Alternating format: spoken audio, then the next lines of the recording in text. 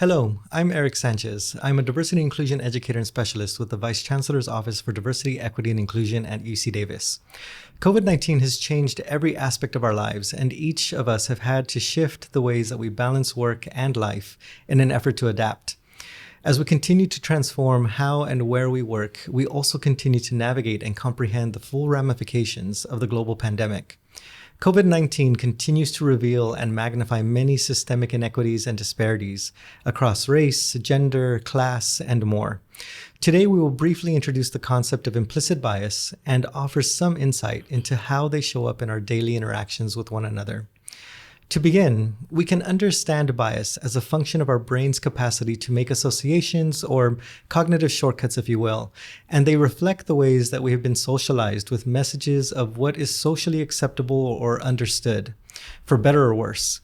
This includes what might be considered to be good or bad, or even who may be part of your in-group and who may be marked as your out-group.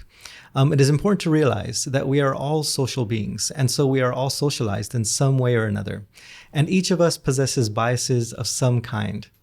In order to unlearn or mitigate our biases, we have to explore and understand what is bias and how do we recognize it in ourselves and in others. To help illustrate the concept of bias, we invited some community members who will share a brief snippet of their experience with implicit bias.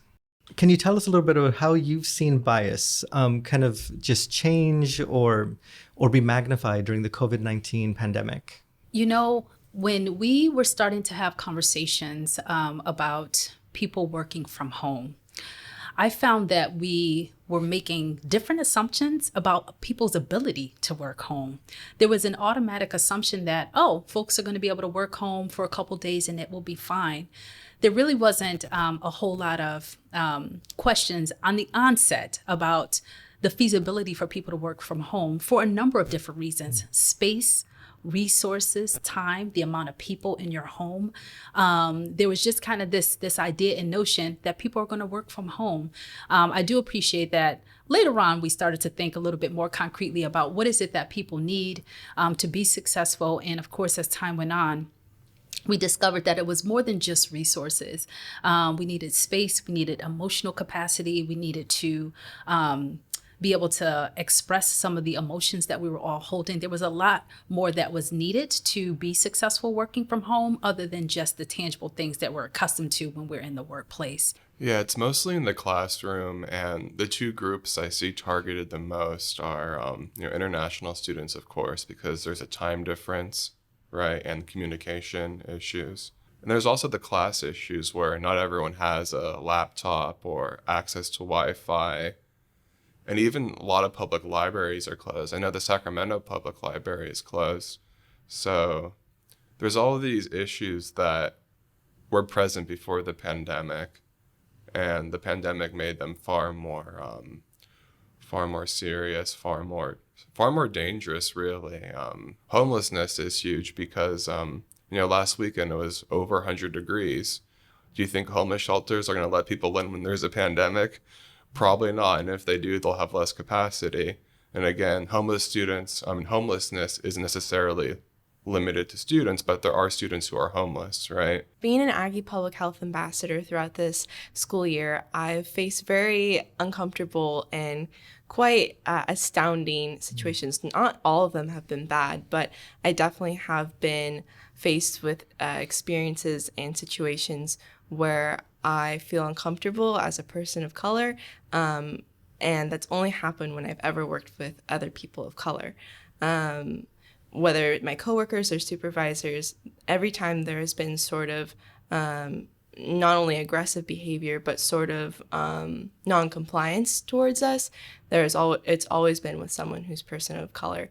Versus when I work with somebody who is a non-POC or is Caucasian, I never faced those sort of aggressive behaviors. I've never felt uncomfortable in those situations, which shows there is some sort of bias, whether it's the color of our skin or it's whether we're trying to educate them in a sort of way and they feel threatened by that. Maybe it's just those people in general. Maybe it doesn't have to do anything with the color of our skin, but it has only ever been with people of color is whenever I feel I'm being biased against. Yeah, I'm curious. You mentioned the conversations you have with your colleagues, and the experiences that you've had, and seeing those very different experiences folks have had.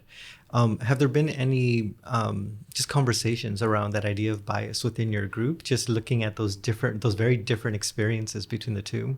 Yeah, no, definitely. We have definitely observed that. And I feel that the non-POC coworkers of mine don't feel offended by, oh, it's probably because you're not ethnic looking. They're like, yeah, no, it definitely is. I'm very lucky to have this sort of shield against me.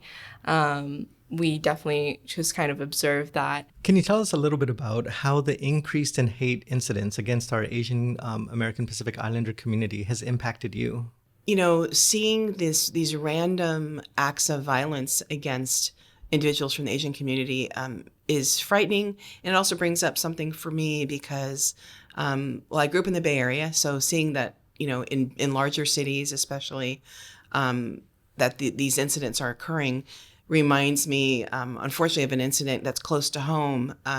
My family and my parents are still in San Francisco, California. And just a couple of years ago, my father, who is an immigrant and Sikh, and has an accent, was out front of his house and had an interaction with an individual, and it got escalated really quickly, and that individual pushed my father, who's over 80 years old, and he fell back and hit his head on the cement, and that other individual ran away, and my mom ended up calling the police, and they never caught the person. But it just reminded me and reminded our family that, you still receive interactions, and you are still potentially a victim based on your identity and based on how you're perceived. And that was really scary. Luckily, my dad is okay at the moment. And he survived that, but it was certainly a lesson and unfortunate lesson and a reminder about these kinds of situations. And again, just it's scary to think that based on your identity, you're a target. So that's what I worry about when I see what's happening out there right now. Yeah, thank you. And that really speaks to, I think, when you are even just that one time the recipient of bias, especially as it comes out as violence, I don't think that ever really leaves you, right? Mm-hmm. I think it just stays with you, and that back in the mind that's always there, that it may happen again in some way. Especially as a Black woman, a woman of color in this country, and also reflecting on the past year where we've seen so much violence, it felt so resonant for me. So the anger, the frustration, the tears that I saw some of my colleagues experiencing that are a part of the API community, it hit close to home. It hit really close to home. I recall specifically in our department, we had a processing session.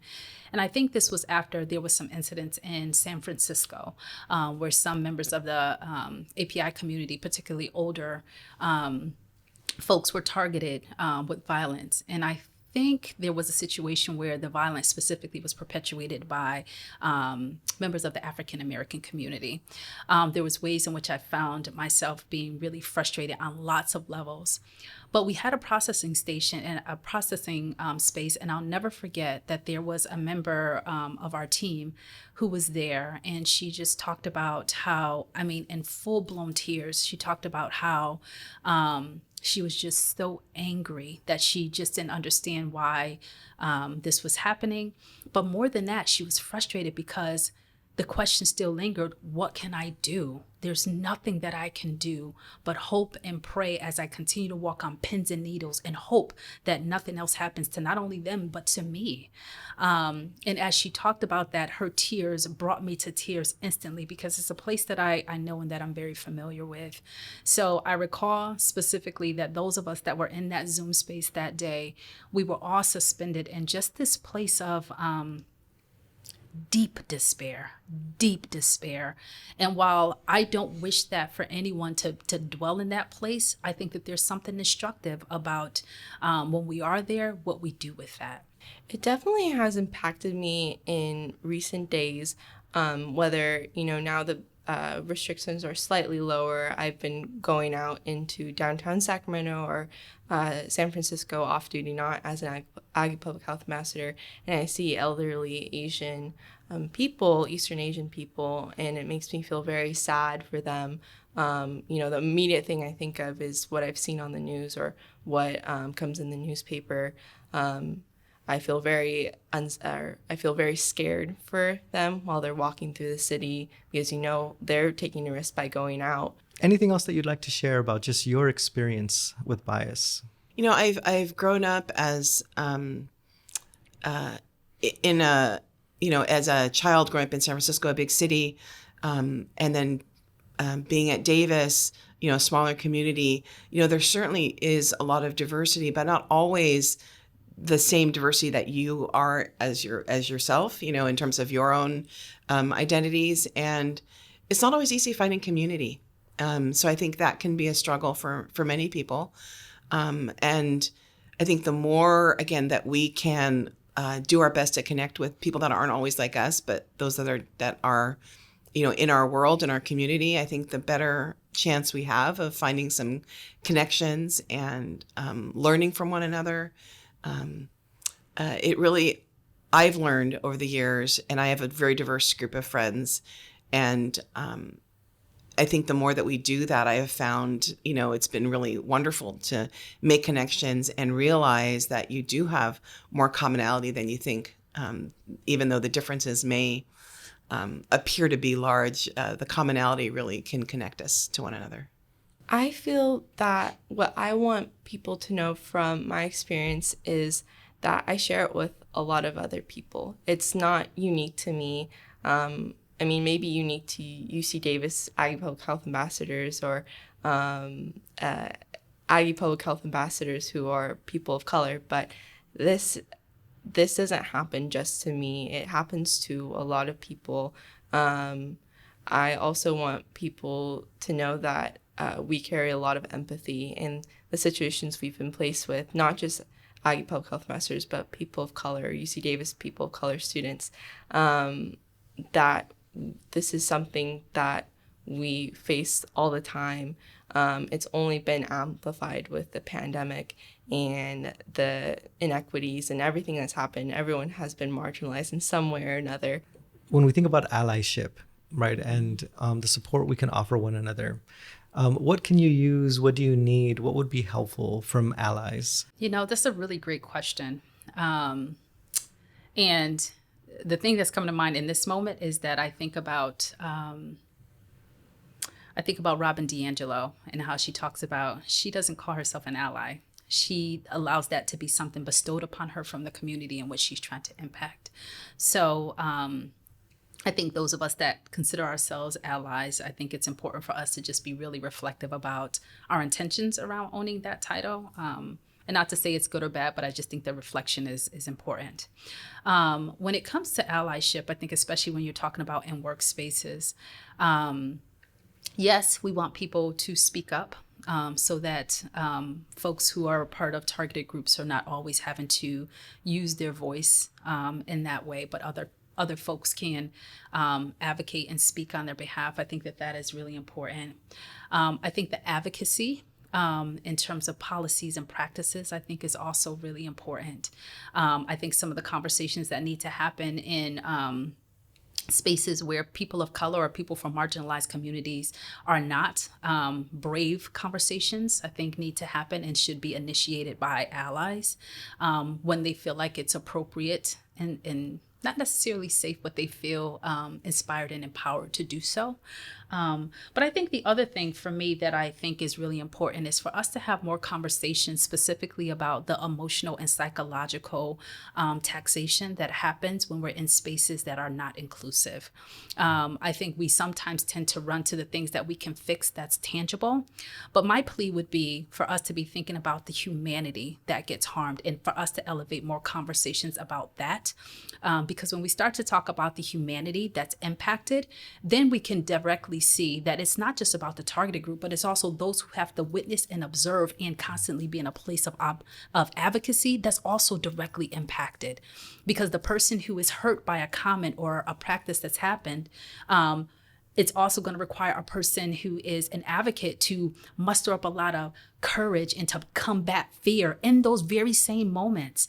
So when we start to think about advocacy, I think elevating conversations about what's happening internally to the humanity, I just think is really important. Kind of like I said before, was a lot of empathy and just a listening ear, but I guess more constructively for, moving forward is to, support local businesses who are run by Asian communities, try to, sign petitions, educate yourself on either public health inequities for Asian communities or anti-Asian American Pacific Islander hate.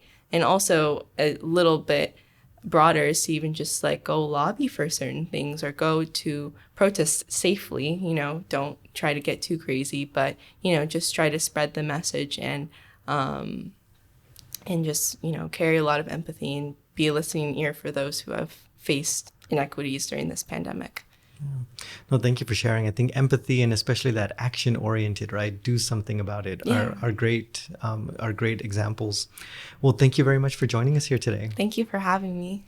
We would like to thank our community members for sharing some of their experiences with us, and we hope you found value in this brief exploration of bias. To learn more about bias and other topics offered through our Diversity and Inclusion Education program, please visit diversity.ucdavis.edu. There you will find additional resources are available for University of California affiliates in the Education tab. You can also enroll in our diversity courses through the UC Learning Center. If you're interested in scheduling one of our diversity courses for your department or unit, contact us at diversitytraining@ucdavis.edu and make sure to connect with us on social media. Thank you very much for joining us today.